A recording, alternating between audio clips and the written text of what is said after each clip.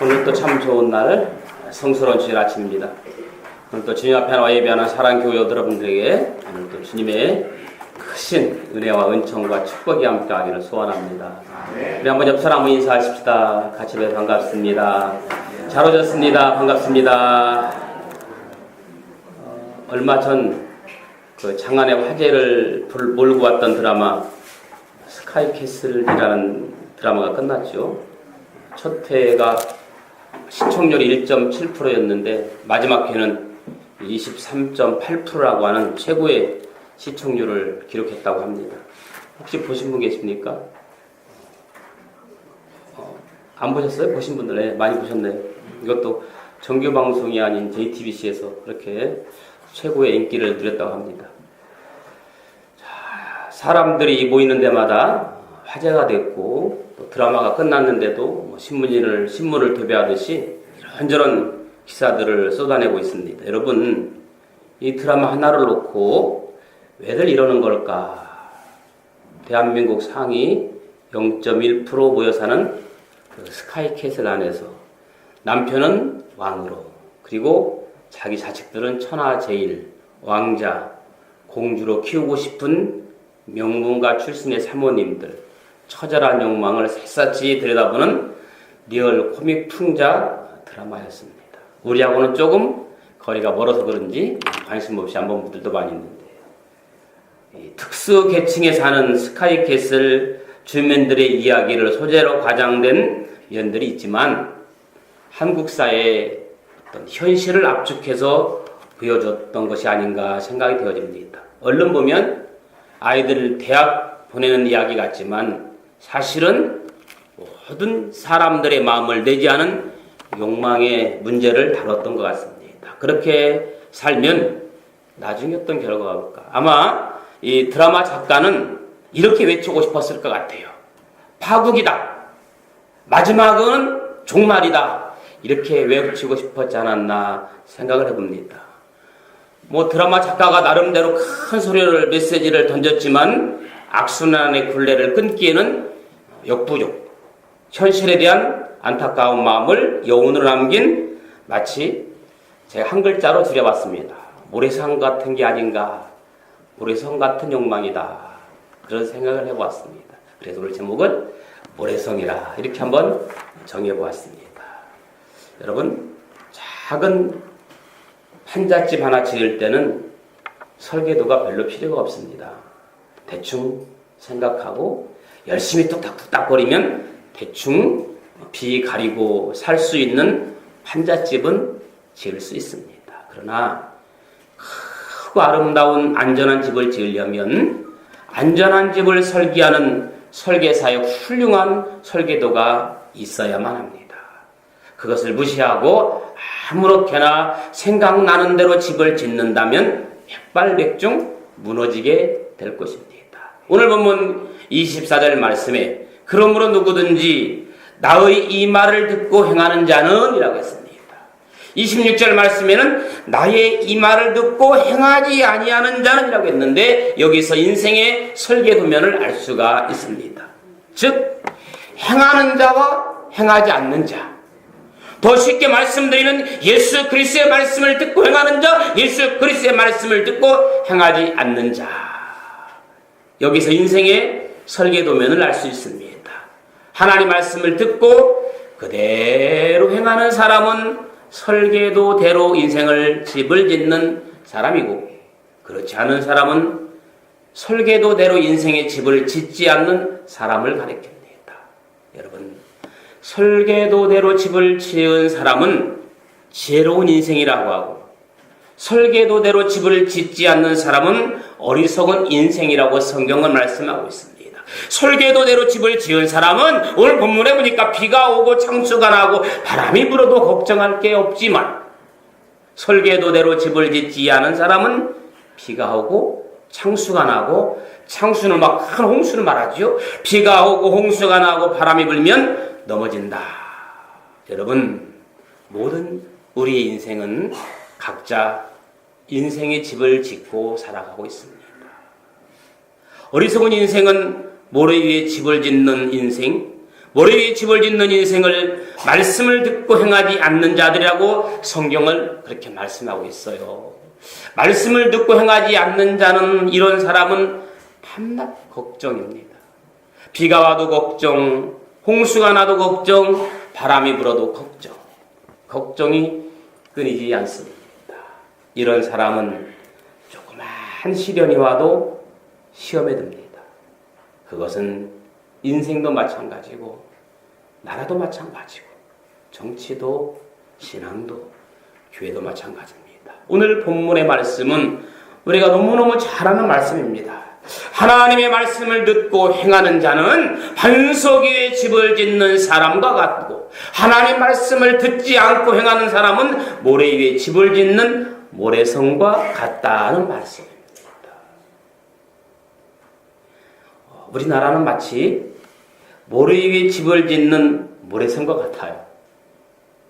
모래 위에 집을 짓는 것은 반석 위에 집을 짓는 것보다 훨씬 쉽습니다. 빠릅니다.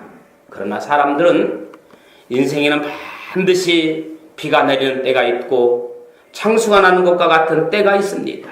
인생의 승부가 어디서 나느냐? 거기에서 나는 겁니다. 모래 위에 집을 짓는 사람은 그때 무너집니다. 다시 무너진 사람은 처음부터 시작해야 됩니다. 그러니까 여러분, 젊었을 때는 무너지면 다시 짓고 다시 짓지만 50 넘어가면 다시 짓는다는 게 재생이 어렵다는 말들을 가끔 하잖아. 처음부터 다시 시작한다는 것 말처럼 쉬운 일 아니거든요. 그러나 더디고 힘들어도 반석 위에 집을 짓는 사람은 비가 내리고 창수가 날 때 승부가 난다고 성경은 그렇게 말하고 있잖아요. 그는 세상의 환경과 여건이 나쁠 때 더 실력을 발휘하는 사람입니다. 더딘 것 같으나 결과적으로 빠른 것입니다. 오늘 본문 마태복음 7장 24절 27절은 예수님께서 오늘의 현실을 들여다보신 생각이 들 정도로 천국을 찌릅니다. 인생의 집 두 종류, 반석성 그리고 모래성. 반석성은 라켓을, 바위 암석으로 지은 성, 저택을 반석성이라고 합니다. 모래성, 샌드캐슬, 모래 사막에 지은 성. 이렇게 오늘 본문에서 예수님은 인생의 집에는 두 종류가 있다고 말합니다. 반석성과 모래성. 반석 위에 지은 집과 모래 위에 지은 집. 여러분, 반석 위에 지은 집은 무너지지 않습니다. 견고합니다.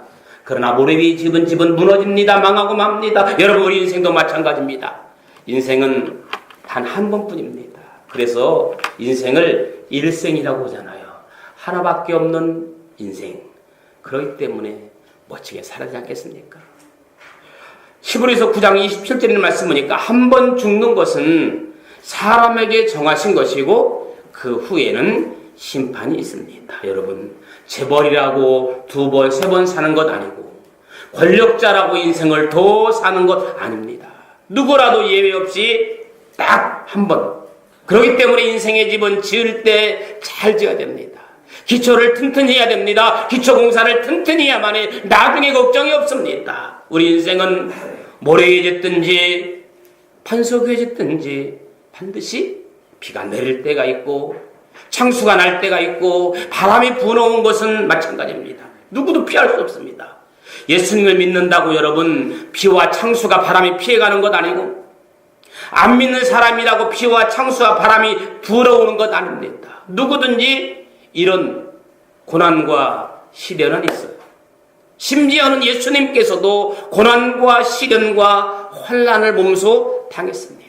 예수님께서 고난을 당하고 환난을 당하고 시험 당한 후에 의뢰에게 이렇게 말합니다. 너희가 환난을 당하라 담대하라. 내가 세상을 이겼노라. 내가 세상을 이긴 것처럼 너희들도 세상을 이기라고 말씀하고 있습니다.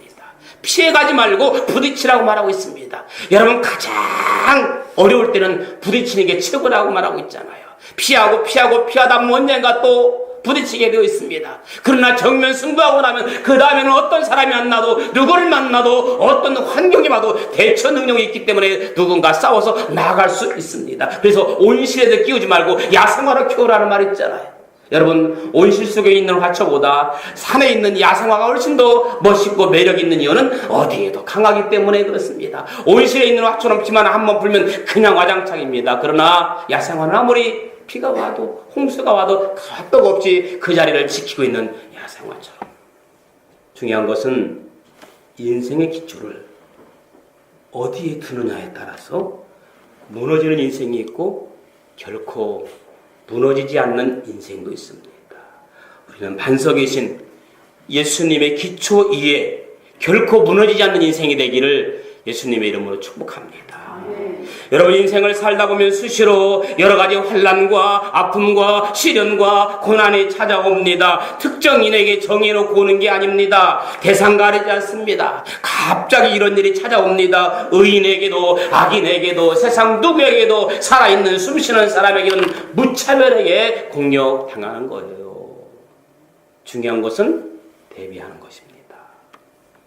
준비하지 않은 사람은 넘어지지만 쓰러지지만 망하지만 준비한 사람은 아무리 어려운 시련이 찾아와도 승리하기 때문입니다. 그러므로 예수님 위에 터를 둔 인생은 어떤 시련과 고난도 이길 수 있다는 겁니다. 인생의 집을 지을 때 기초를 잘 닦아야 하는데 그 기초가 바로 예수 그리스도인 줄로 믿습니다. 오늘 본문 마태복음 7장 25절에 있는 말씀 한번 같이 읽어보십시다. 본문 25절 시작.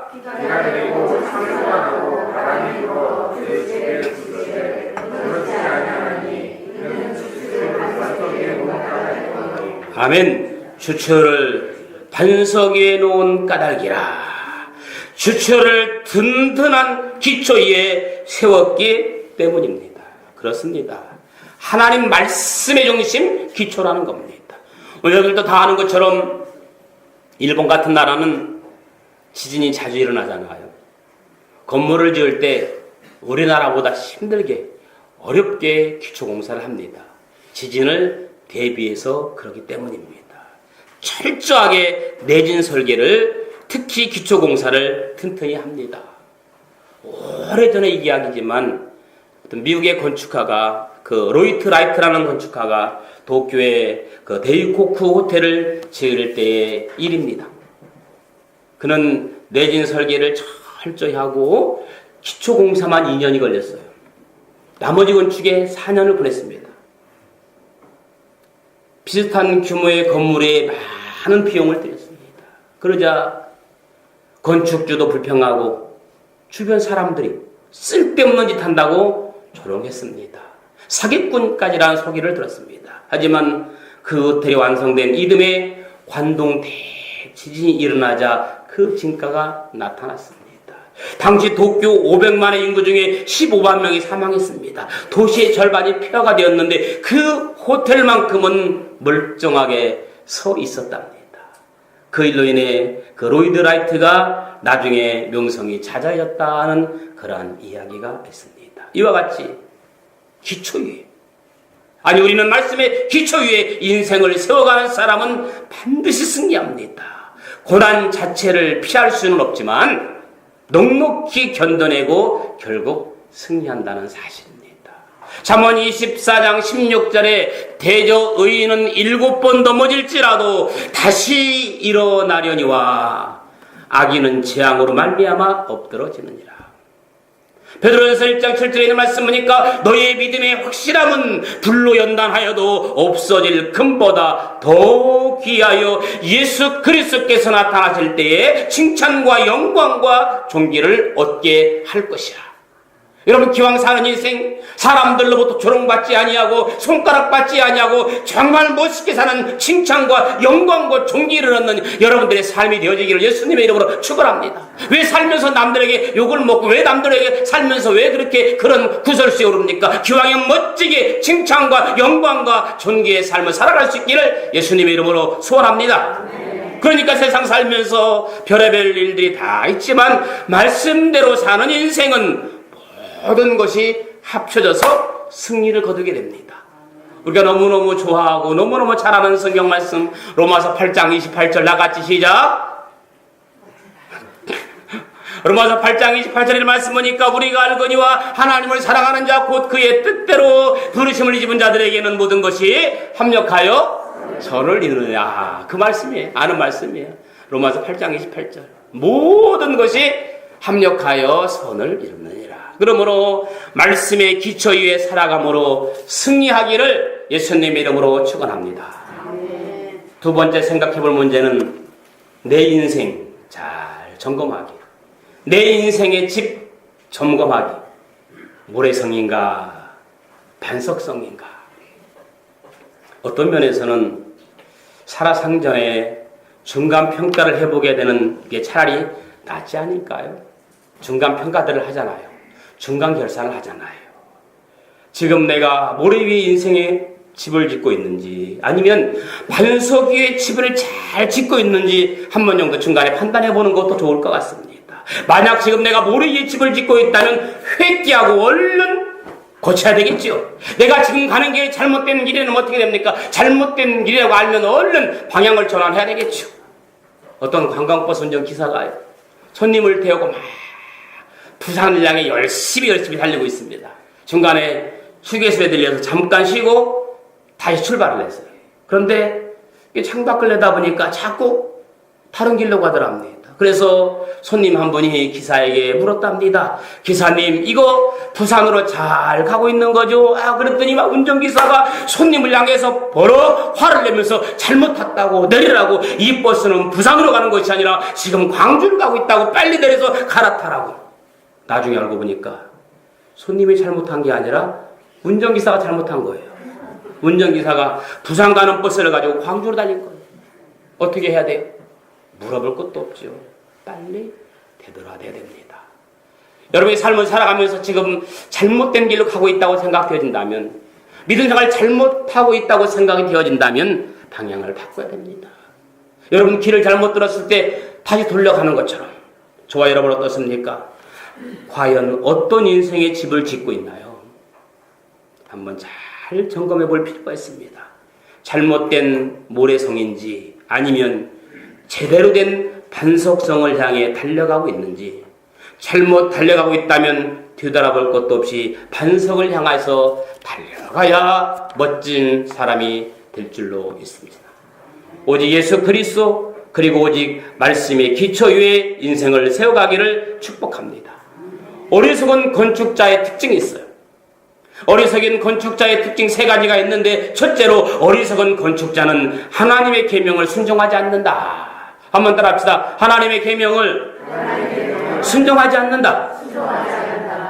하나님의 조언과 충고를 무시합니다. 왜냐하면 자기의 생각이 최고라고 여기기 때문입니다. 잠언 1장 7절에 있는 말씀 보니까 여호와를 경외하는 것이 지식의 근본이오늘 미련한 자는 지혜와 훈계를 멸시하느니라. 건축에는 설계가 필요하고 그 청사진을 따라 지어야 합니다. 그런데 미련한 사람은 설계도를 따르지 않고 자기의 생각에 편한 대로 고쳐서 집을 짓는 사람입니다. 마치 여러분 어떤 건물을 지을 때 설계도로 되지 않고 나중에 설계대로 가지 않고 자기 편한 대로 설계를 변경해서 집을 짓다가 마지막에 부실공사가 되고 허가가 잘 안 나오는 경우를 종종 보잖아요. 또 그것 때문에 나중에 문제가 되잖아요. 마태복음 7장 26절 본문의 말씀 보니까 나의 이 말을 듣고 행치 아니하는 자는 그 집을 모래 위에 지은 어리석은 사람과 같으니라. 두 번째 어리석은 사람의 특징은 사람의 눈을 의식합니다. 한번 따라합시다. 사람의 눈을 의식한다. 여러분, 때로는 살다 보면 사람의 눈도 의식도 필요하지요. 그러나 사람의 눈보다 하나님의 시선에 집중할 수 있기를 축복합니다. 하나님의 평가보다 사람의 평가를 크게 여기기 때문입니다. 여러분, 중요한 것은 사람의 평가도 중요하지만 더 중요한 것은 하나님의 평가입니다. 사람들은 하나님의 평가는 뒷전으로 하고 사람의 평가에 목을 매는 것입니다. 생명을 주관하시는 하나님의 음성에는 기가 멀었어도 믿김보다 가볍고 헛된 사람의 목소리는 기가 엷어요. 여러분, 하나님의 음성에 기가 가깝기를 축복합니다. 그런데 우리는 하나님의 음성에는 기가 멀리 있어서 안 들려요. 그런 옆에 있는 사람들이 소곤소곤 되는 말은 너무너무 잘 들어요. 기가 얇아요. 영적 중심을 잡지 못하는 삶입니다.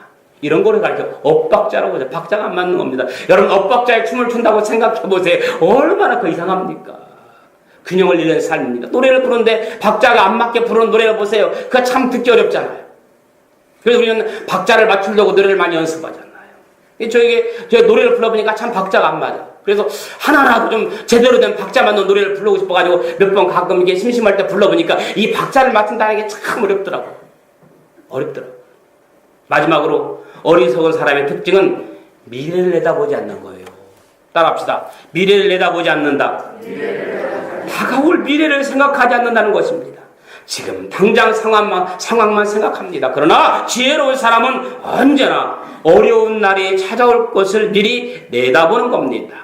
잠언 30장 25절의 말씀 보니까요. 비록 힘이 없을지라도 개미처럼 먹을 것을 미리 예비하라는 말씀이 나오거든요. 힘이 없는 개미라 할지라도 먹을 것을 미리 준비하는 것처럼 대충 리모델링 하는 게 아니라 기초를 다시 세워야 후회하지 않는 승리의 인생을 살 수가 있습니다. 아무쪼록 반석이신 예수 그리스도, 유일한 진리, 길과 진리요 생명이신 예수 그리스도의 주춧돌로 인생을 살아가기를 예수님 이름으로 축원합니다. 저는 이제 50대 중반이에요. 50대 중반인 제가 요즘 깊이 그리고 아주 구체적으로 생각하고 있는 것이 무엇인지 여러분 아십니까? 여러분 50대 넘어가신 분들 무슨 생각을 하십니까? 그것은 이미 은퇴하신 분들은 다른 생각을 하겠지만 50대 후반을 내다본 저는 어떻게 하면 후반부를 정말 멋있게 마무리하고 은퇴할까? 시간이 많지 않잖아요. 잘 준비해서 좋은 마무리를 하고 싶어요. 그러다 보니까 그런 고민을 하다가 성경 읽다 보니까 로마서 15장 1절 떠오르더라고요. 로마서 15장 1절 한번 열어보십시오. 한번 찾아봅시다. 로마서 15장 1절. 로마서 15장 1절. 문득 이 말씀에 제 귀에 들리더라고요. 로마서 15장 1절 한번 읽어봅시다. 시작.